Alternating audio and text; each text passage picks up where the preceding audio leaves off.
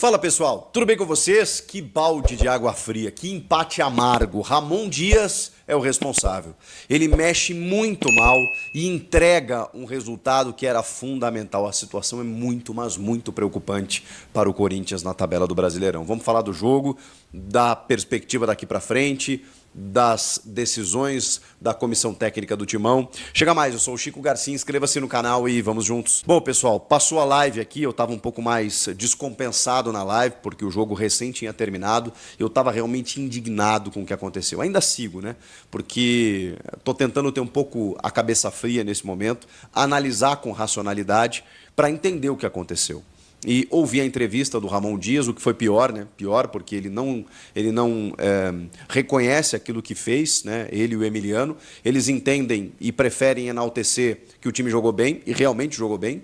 O fato prático é que não adiantou de nada.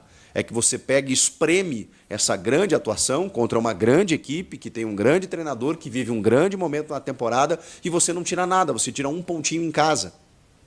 E você olha para a tabela de classificação e o time segue na zona do rebaixamento. Todo mundo começou a vencer ali, se recuperar na parte de baixo, com algumas exceções. O Atlético Paranaense está caindo, o Bragantino também não ganhou de novo. Mas o Fluminense, o Vitória empatou contra o Galo fora, o Criciúma está melhorando, o Cuiabá ganhou do São Paulo, está todo mundo reagindo. Está todo mundo reagindo. E o Corinthians bastava vencer o Inter, que saía da zona. Não estava livre, evidentemente, do rebaixamento, porque teria muita coisa para acontecer ainda, como ainda tem, mas aquele efeito moral de você bater um grande adversário, de você de novo fazer valer o teu fator local e de partir agora, né, de partir agora para uma data FIFA com muitos dias aí, né, de mais sossegado para vencer de novo o Atlético Paranaense em casa, porque isso precisa acontecer. Depois o Cuiabá fora, que ganhou do São Paulo, tá? O jogo em Cuiabá, mas ganhou do São Paulo. Aliás, acho que o Cuiabá ganhou do São Paulo também no Morumbi. Curioso, né? Enfim, mas é um adversário que já perdeu para várias equipes dentro da sua casa. Tomou 5 do Palmeiras. Não comparando, né, os momentos de Corinthians e Palmeiras, mas enfim, perdeu para o Grêmio, perdeu para o Flamengo, acho que perdeu para o Flamengo, perdeu para várias equipes. O Corinthians tem que ir lá e fazer o resultado. Não tem jeito, tem que buscar fora. Empatou em casa, você tem que ganhar fora de alguma equipe, especialmente inimigo direto, que nesse caso é o Cuiabá, nessa sequência breve, né, sequente que tem agora. E depois tem o derby, que é em casa, na Neoquímica Arena, mas aí não sei o que esperar. Que aí é clássico, o Palmeiras está disputando o título, né? Hoje deu uma tropeçadinha, o Botafogo ganhou, abriu 3 pontos, então não dá para saber o que vai acontecer. Eu falava para vocês que até o derby o Corinthians estava suave, que chegaria no derby de uma maneira mais tranquila. Não chega, não consegue se livrar desse problema que é o Campeonato Brasileiro. E aí o Ramon Dias prefere enaltecer semifinais de Copas, estamos indo bem, Cara, eu supervalorizo tudo isso. E já enalteci o trabalho dele aqui em algumas oportunidades. Que não é só o fato da diretoria ter trazido reforços. Ele tem sabido o que fazer com os reforços. Ele tem escalado bem, ele tem gerido bem o grupo, ele tem ido bem nas Copas. No Brasileiro, os jogos, as atuações têm melhorado. Mas hoje não dava, cara. Hoje não dava. O Corinthians não poderia ter negociado com esse resultado. Não poderia. Ao risco de, sim, ter sido um dos asteriscos lá num possível rebaixamento ao final da temporada. Eu não quero assustar o torcedor, porque eu, junto com você, ainda vou acreditar. Vou acreditar até o último instante, porque o corintiano é assim, né? E eu acompanhando esse clube, eu tenho muita convicção de que as coisas não são fáceis e de que as coisas elas se transformam pelo fato de envolver o Corinthians. E que muitas vezes aquilo que poderia ser de uma forma para outros, para o Corinthians é diferente. E é nisso que eu vou me basear e é nisso que eu vou acreditar. Nem que seja numa última bola, num último jogo, que é contra o Grêmio, vejam só. Eu espero verdadeiramente que tudo esteja resolvido até a penúltima rodada. O Grêmio deu um indício interessante de estar escapando com essa vitória sobre o Fortaleza nessa rodada. Mas também não escapou ainda. Precisa continuar nessa toada importante. E o Corinthians precisa chegar lá numa condição legal, numa condição mais tranquila. Eu espero que isso não aconteça. Mas o corintiano tem que acreditar. Ele tem que acreditar até a última volta do cronômetro, até a última bola, até a última gota de suor, enquanto houver pulso. o corintiano tem que acreditar que haverá a sobrevivência e que o time vai permanecer na Série A. O problema é que, cara, esses jogos eles são tão simbólicos, porque para quem acompanhou recentemente alguns rebaixamentos, e eu acompanhei muito o caso do Grêmio em 2021, é isso que irrita. Você joga bem muitas vezes, você recupera, você ganha alguns jogos, daqui a pouco a coisa não acontece. A coisa, quando tá para acontecer, para você sair da zona, é uma bola que bate na trave e sai, é um gol espírita do adversário, é um gol que você toma no finalzinho, que brocha completamente o estádio, e foi o que aconteceu, né? Cara, a Neoquímica Arena simplesmente fez assim, ó. Acho que o torcedor não teve nem força para vaiar ou para deixar de apoiar, e o torcedor apoia muito e apoiou os 90 minutos. Mas que balde de água fria esse gol no finalzinho. O que aconteceu? Uma responsabilidade direta da comissão técnica. O futebol, gente, ele é feito de aleatoriedades. Então você sempre fica no si, né? Você sempre parte do pressuposto de que, poxa, mas bom, ele poderia ter mudado e não ter acontecido nada, o time estava ganhando. Mas existem tendências, gente. Existem obviedades no futebol. De que quando você recua o teu time depois de estar à frente do marcador e traz o adversário para o teu campo, existe uma tendência muito forte de você tomar um gol. Porque, obviamente, pode não acontecer. Porque depende da competência do adversário, depende da incompetência do teu sistema defensivo, depende do árbitro estar com má vontade ou não, depende de muitas coisas. Os caras já estarem com a perna pesada, o teu goleiro daqui a pouco faz uns 2, 3 milagres, beleza, você sofreu e conseguiu o resultado. Mas a pergunta que eu faço é, por quê? Por que você precisa se submeter a esse tipo de coisa? Estou ganhando, meus jogadores estão cansados, claro, o jogo está desgastado e tal, o que eu vou fazer? Eu vou recuar. E o mais grave nisso é quando você olha o movimento do outro treinador. Porque o que eu mais cobro de treinadores é eles saberem entender o que o jogo pede. Você entender, você fazer um plano tático para o jogo, não quer dizer que é fácil, mas no Brasil nós somos 200 milhões de formados em futebol. A gente joga futebol desde que nasce, a gente acompanha futebol, muito acompanha futebol. Então eu aqui, que sou um analista, que estudo o tema e que trabalho com o tema há mais de 20 anos, você que é torcedor, você tem as suas ideias também do que é melhor ser feito, do jogador a ser escalado, do esquema tático, é natural. O treinador, primeiro ele tem que ter uma capacidade muito superior à de qualquer um de nós, muito. Não só pelo que ele ganha exatamente pela capacidade que ele tem, porque ele é um profissional da bola, ele está lá no dia a dia, ele comanda treinamentos, ele monta os planos táticos, ele entende todas as peculiaridades de um jogo e ele tem que trabalhar com todas elas. Ele não pode ser surpreendido, é isso que eu quero dizer. Ele tem que trabalhar com todas as adversidades. Ele tem que ter um plano se o jogador dele for expulso, se o jogador do adversário for expulso, se ele ficar com 2 a menos, com 2 a mais, se ele fizer um gol cedo, se ele tomar um gol cedo, ele tem que saber. Ele só faz isso. Ele estuda isso. Você aí tem que bater horário segunda às 7 da manhã porque você tem o teu trampo. Eu tenho o meu aqui, que envolve também trabalhar com futebol. Eu tenho a minha vida. Os caras só fazem isso. Eles vivem o futebol. Então eles têm que se preparar para tudo o que acontece no jogo. E o que eu cobro desses treinadores é porque a gente não está lá. A gente não está lá. E beleza, a responsabilidade deles é maior, porque qualquer decisão que eu queira tomar ou que eu ache que seja o melhor não vai interferir no jogo. A deles vai. E eles ganham muito por conta disso, porque a responsabilidade deles é maior, porque eles estão lá na beira do campo. E eles é que têm que tomar a decisão durante os 90 minutos. E é isso que eu cobro daquele carinha que fica lá, porque ele não está lá simplesmente para ser um bibelô, para ser uma mobília, uma paisagem. Ele está lá para interferir no jogo. O treinador, durante os 90 minutos, com 5 trocas à disposição, ele tem que ler o jogo. Ele tem que ler o jogo e entender o que o jogo pede.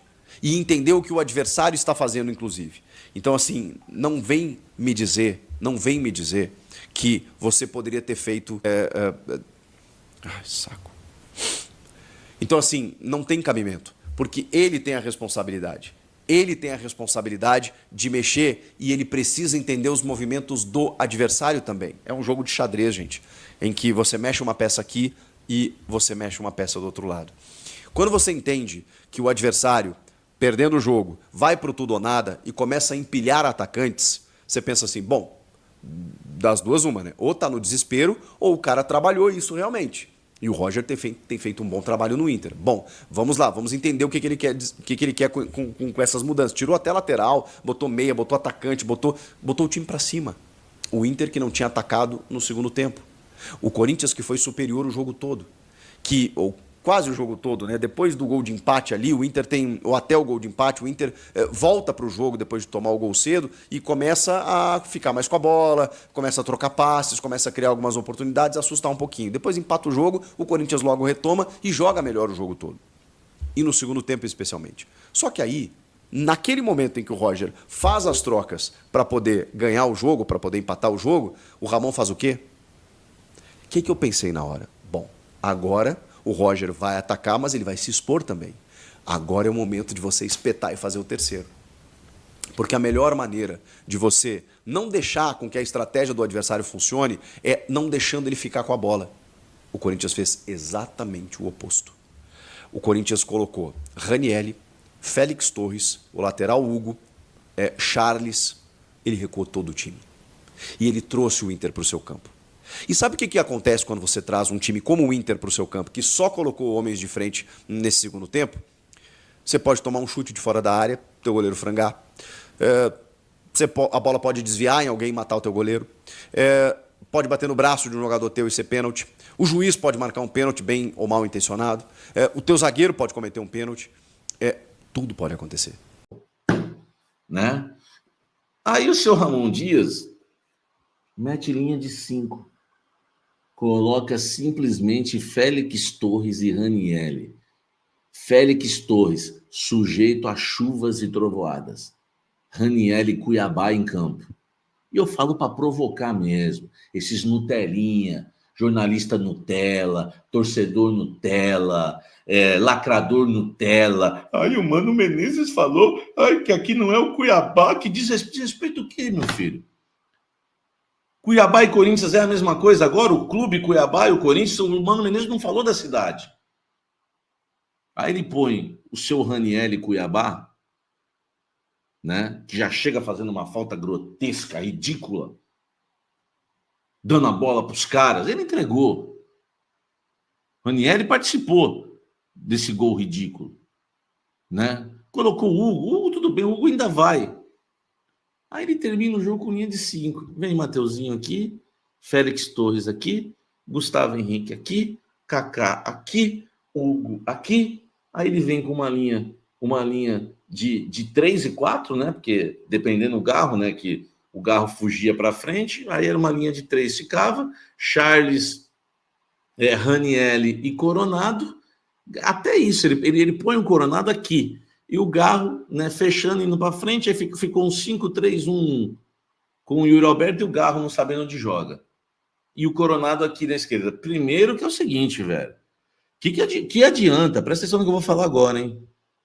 Preste atenção no que eu vou falar agora. O que adianta você fazer linha de 5 se você não sabe ajeitar a linha de 4 na frente ou a linha de 3 da frente? Você meteu linha de 5, filho, e colocou o Ranieri para ser o primeiro volante, que é um desastre. Outro dia, num jogo contra o Botafogo marcou 2 gols. Ele conseguiu tomar 3 dribles em 2 gols. O senhor colocou o Charles na direita, que aí tudo bem. Eu não sou nenhum xiita, um radicalista aqui, entendeu? Tudo bem. O Charles, tudo bem. Aí você coloca o Coronado na esquerda. O Garro não posiciona o Garro. O Yuri lá na frente. Aí, sabe o que você fez? Você fez assim, ó. Você lembra no primeiro tempo que você já tinha feito, seu Ramon Dias? Que você deixa o time recuar quando o time faz 1-0, mas no final você se excedeu, você conseguiu mexer nas peças para errar. Colocar um zagueiro a mais para quê, filho? Corinthians dominava o jogo, o Inter não tocava na bola. O Inter não conseguia sair jogando. Sabe por que o Inter não conseguia sair jogando? Porque o Corinthians marcava alto, o time tava com vontade, velho. O jogador não é tão culpado hoje, não. Com algumas exceções, o time estava com vontade. Você pega o jogo, 40 minutos do segundo tempo, 42 minutos do segundo tempo, o Inter encurralado na lateral direita, tentando sair jogar, não conseguia. Porque eu sempre falo isso, quando você marca alto, você está mais perto do gol do adversário, você tem mais chance de fazer gol. o adversário está mais longe do seu gol. É uma coisa de criança simples. Por isso que existe a marcação alta. Cara, o Inter dominado. Elogiei o Bidon, sim. Jogou muito bem hoje. Eu não tô aqui para perseguir ninguém. Vocês têm que ver o jogo, né? Porque tem gente que não vê o jogo. O Corinthians perde, o culpado é o Bidon. Do Garro ninguém fala nada. Que não joga, que tá se escondendo há 3 jogos e ninguém fala nada. Agora, o Lancheirinha que eu critico, por que eu vou criticar o moleque que jogou bem hoje?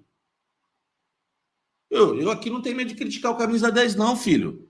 Você vai para outro canal, você pode pôr num canal de televisão, vai estar um monte de gourmetzinho aí para te agradar, falar o que você quer ouvir.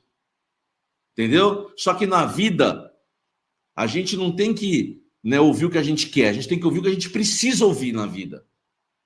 E o Garro não tem jogado nada com a camisa do Corinthians há muito tempo. Claro que você tiraria ele do time, Samir? Cara, não. Não. Mas eu tentaria mexer a posição dele. Por exemplo, ele teria hoje que ter ido para a linha de trás e deixar o Coronado mais lá na frente. Aí não vai fazer isso nunca, tá? Não vai fazer isso nunca, entendeu? Agora eu vou ficar aqui com medo de criticar a camisa 10, meu irmão. O Garro hoje não pode ser reserva o Coronado hoje não pode ser reserva do Garro. Essa é a verdade. Salve, fiel, salve, nação corintiana. Continuando falando do Corinthians com vocês. Corinthians que apenas empatou com o Internacional em casa. Corinthians, então, se complica na tabela de classificação. Ramon Dias sai muito criticado dessa partida por fazer péssimas substituições, né? Chamou o Internacional para cima. Internacional conseguiu fazer o gol de empate nos últimos minutos e complica a vida do Corinthians mais uma vez, né? Ramon Dias se viu muito frustrado na coletiva, né? Mas ressaltou que o Corinthians vai sair dessa situação que se encontra aí na tabela de classificação, né? Mas foi um péssimo resultado do Corinthians, péssimo, péssimo, péssimo. O Corinthians estava com a vitória na mão. Igor Coronado, no meu modo de ver, não pode ser mais reserva nesse time, né? O Igor Coronado vem demonstrando aí que ele já está adquirindo a sua plena forma aí. E, para mim, na minha humilde opinião, deveria ser titular, porque ele está com bastante confiança aí nos bastidores, né? E a culpa desse empate sobrecaiu todinha pelas péssimas substituições aí do Ramon Dias. Ramon Dias poderia ter feito coisas diferentes para matar o jogo. O Corinthians estava dominando a partida, mas colocou Félix Torres, colocou Raniel, aí começou a chamar o Inter para cima. Sabe como que é as coisas, né? Então o Corinthians sofreu um empate bastante amargo, gosto de derrota, né? Gosto de derrota nesse sábado na Neoquímica Arena. Um banho de água fria, porque realmente o Corinthians precisava desesperadamente dessa vitória, né? Quem foi o culpado desse empate? Deixa aqui abaixo a sua opinião nos comentários. Muito obrigado pela audiência de vocês. Tamo junto, forte abraço. Vai, Corinthians!